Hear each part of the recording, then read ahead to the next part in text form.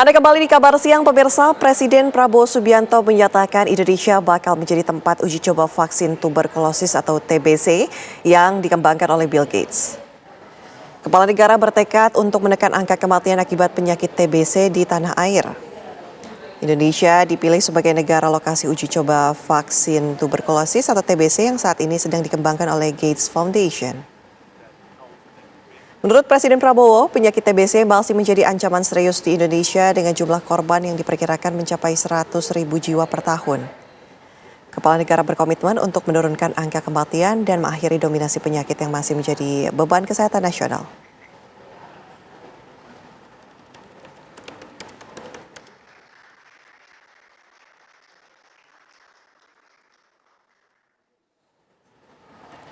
Kementerian Kesehatan menggelar peluncuran nasional gerakan bersama penguatan desa dan kelurahan siaga TBC di Kelurahan Kampung Rambutan, Jakarta Timur pada Jumat kemarin dan dihadiri langsung Menteri Kesehatan Budi Gunadi Sadikin. Menteri Kesehatan Budi Gunadi Sadikin menekankan pentingnya vaksinasi TBC lantaran penyakit ini masih berbahaya. Tercatat sebanyak 100.000 orang meninggal setiap tahun akibat TBC. Menkes mengakui vaksin memang tidak 100% menghilangkan penyakit menular TBC. Namun, tingkat penyembuhan vaksin tersebut sudah terbukti secara saintifik. Kementerian Kesehatan menargetkan Indonesia bebas TBC pada tahun 2030 sesuai target WHO. Terima kasih ke pemerintah DKI Jakarta yang sudah menjadi Itu sebabnya kita berusaha dengan sangat keras menemukan vaksinnya. Vaksinnya sudah ada. Sekarang dalam tahap clinical trial terakhir. Sama seperti COVID, ada clinical trial 1, aman apa enggak? Clinical trial 2, bisa di manusia, aman apa enggak? 3, dia lihat efektivitasnya. Kalau dikasih yang sembuh berapa persen? Nah sekarang Indonesia menjadi tempat clinical trial 3. Sudah jalan, 2.000-an lebih sudah disuntikan. Itu dilakukan oleh siapa? Oleh peneliti-peneliti dari Fakultas Kesehatan Masyarakat Universitas Indonesia dan Universitas Padjadjaran. Jadi yang melakukan itu peneliti-peneliti semua untuk melihat. Kita harapkan kalau bisa sebelum 2029 itu bisa formal diluncurkan. Dan kan di seluruh dunia. Pemirsa, usai pertemuan antara Bill Gates dengan Presiden Prabowo Subianto, pemerintah menerima tawaran Bill Gates untuk uji coba vaksin TBC di Indonesia. Uji coba vaksin TBC ini pun menimbulkan pro kontra di masyarakat. Kalau sekarang dibilang ada vaksin baru ya ini ya, vaksin baru, kemudian kita menjadi semacam kelinci percobaan, sebaiknya berhati-hati ya. Ini pengendalian dari Depkes juga sebaiknya ini betul-betul dilihat. Jangan sampai namanya vaksin baru, biasanya kita tahu ya dampaknya itu mungkin bukan besok, bukan tahun depan, bukan 2 tahun lagi, bisa jadi beberapa tahun kemudian. Nah ini yang perlu menjaga kita ya, menjaga bagaimana bangsa kita tidak menjadi dirugikan dengan adanya kesepakatan ini gitu. Kalau saya sih ibaratnya bagus aja ya, cuma ibaratnya kan vaksinnya nih aman nggak nih buat kita nih. Kalau misalnya kalau aman ya nggak masalah, tapi kalau misalnya kalau nggak aman alangkah baiknya ditahan dulu kayak gitu. Iya, seperti itu. Ini vaksin uji coba ya TBC, kira-kira aman nggak ya? Jadi menurut saya sih pemerintah harus benar-benar lebih meyakinkan ya untuk keamanannya untuk masyarakat atau enggaknya gitu ya. Kalau memang aman ya masyarakat mungkin setuju-setuju aja gitu. Tapi kalau nggak nyaman atau ada efek samping yang lain, kasihan dong masyarakat, takutnya nanti dirugikan gitu ya. Terus minta sama pemerintah untuk kenyamanannya aja deh sama keamanannya gitu. Kami ajak Anda pemirsa langsung bergabung bersama dengan Dr. Erlina Burhan, anggota Penanggulangan Penyakit Menular Ikatan Dokter Indonesia. Selamat siang, Dr. Erlina. Selamat siang. Sehat ya dok? Dok mungkin langsung saja begini ya, masyarakat banyak yang sanksi mengenai uji coba vaksin TBC di Indonesia ini. Sebenarnya Anda melihatnya seperti apa dengan kesangsian masyarakat dengan kata-kata uji coba ini, artinya belum tahu keefektifannya seperti apa? Baik, saya jelaskan ya karena kebetulan saya adalah peneliti utama nasionalnya di Indonesia melakukan penelitian vaksin M72 ini. Jadi sebetulnya saya ingin jelaskan dulu bahwa vaksin ini bukan diciptakan oleh Bill Gates. Tapi awal sekali itu pada saat masih penelitian di hewan coba di laboratorium itu tahun 1999. Baru selesai di tahun 2004. Jadi 10 tahun cukup lama itu ya penelitiannya di hewan coba. Memang karena penelitian-penelitian untuk obat dan vaksin itu perlu fase-fase. Fase di laboratorium, fase di hewan, dan kalau sudah terbukti aman, yang terakhir adalah di kera terbukti aman dan juga efektif, maka barulah mendapatkan izin untuk penelitian klinisnya di manusia.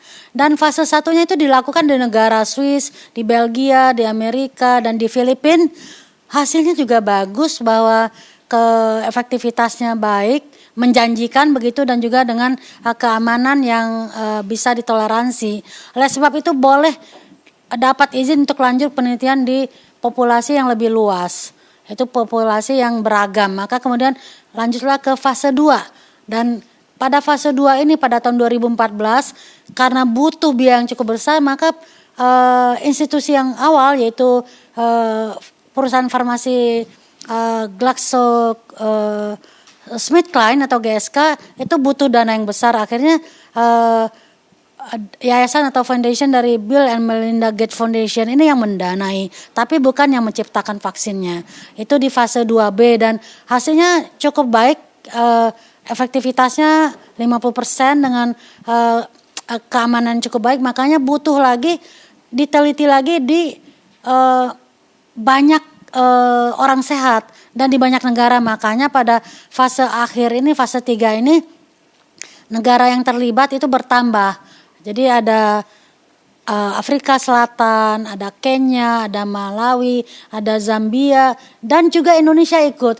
Jadi saya sangat senang kenapa Indonesia ikut, karena memang negara kita ini nomor 2 loh di dunia beban TB-nya. Jadi ada 1.090.000 per tahun orang-orang sakit TB di Indonesia, dengan kematian tadi di atas 100.000, artinya ada 14 sampai 15 orang meninggal per jam di Indonesia terkait TB. Jadi kita harus berbuat sesuatu untuk segera mengatasinya. Salah satunya adalah vaksin. Memang sebetulnya ada vaksin BCG, vaksin TB, tapi vaksin BCG ini adalah pencegahan TB pada anak-anak di bawah 5 tahun. Sementara tidak ada vaksin pencegahan yang memberikan proteksi yang baik untuk remaja dan orang dewasa. Nah, vaksin yang baru ini, vaksin TB yang baru yang kita masih menyebut dengan vaksin M72, ini sasarannya adalah remaja dan orang dewasa dan sudah aman pada fase 1 maupun fase 2. Cuman sekarang butuh relawan atau partisipan yang lebih banyak lagi, dan sudah berhasil direkrut sebanyak 20.000 orang sehat, dan Indonesia ikut di fase ini sudah memberikan kontribusi sebanyak 2.095 orang sehat yang sudah divaksin. Sekarang kita pada fase follow up, mengikuti 3 tahun ke depan ya, untuk melihat apakah efikasinya akan bertambah baik dan juga keamanan atau safety-nya juga semakin baik.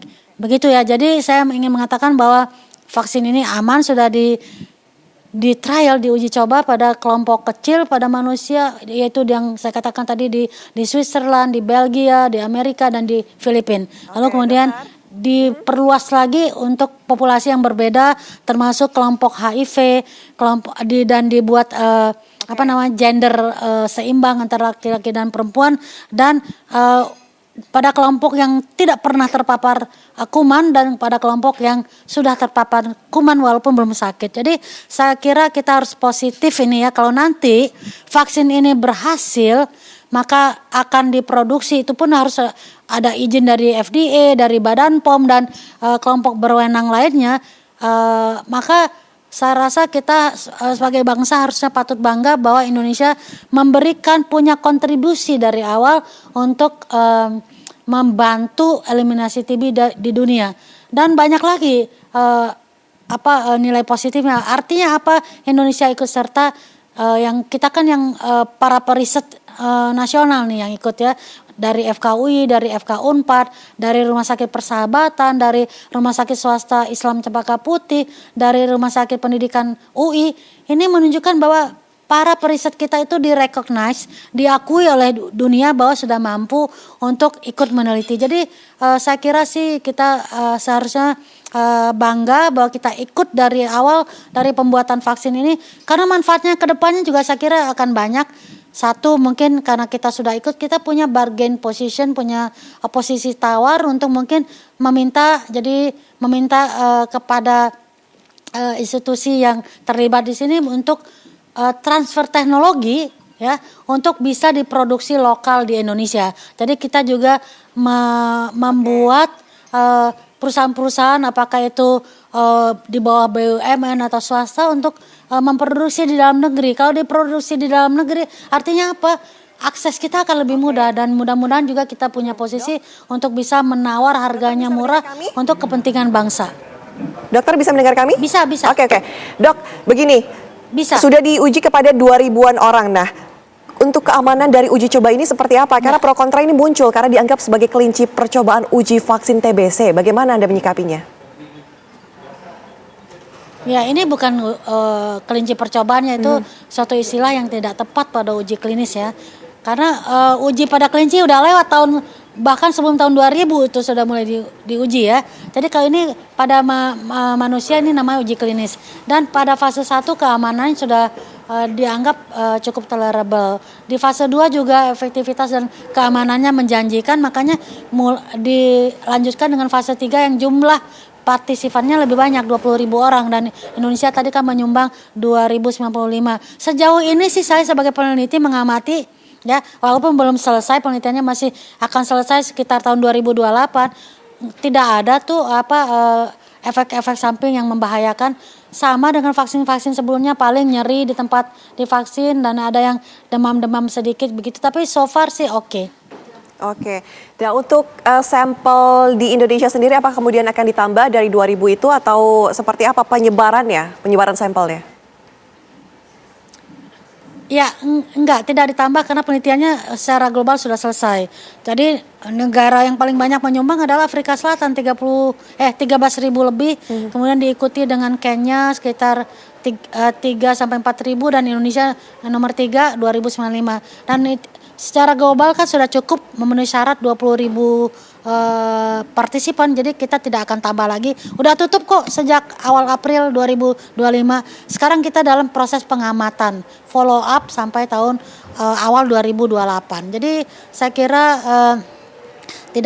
saya ingin mengajak masyarakat juga jangan terlalu berpikiran negatif. Justru kita berharap ini akan menjadi suatu temuan vaksin baru, breakthrough dari vaksin yang bermanfaat untuk umat manusia. Oke, Dok, kan ini percobaannya artinya sudah kepada 2.000, tidak akan dibuka lagi begitu ya. Lantas nanti untuk sosialisasinya kepada masyarakat, ini kan tadi Anda sempat katakan bahwa akan digunakan untuk remaja hingga dewasa begitu ya, bukan anak-anak lagi di usia di bawah 5 tahun, seperti apa? Iya, memang targetnya adalah untuk remaja dan orang dewasa. Karena kalau untuk anak kan ada BCG, ya. Tapi untuk BCG nggak bisa kan untuk remaja dan dewasa. Padahal justru jumlah kasus pada remaja dan dewasa ini yang jauh lebih banyak dibandingkan pada anak. Makanya kita harus memberikan proteksi atau prevention untuk kelompok remaja dan dewasa ini. Baik, Dr. Erlina, terima kasih sudah bergabung bersama kami, berbagi informasi di Kabar Siang. Selamat siang, Dokter. Ya, selamat siang, terima kasih.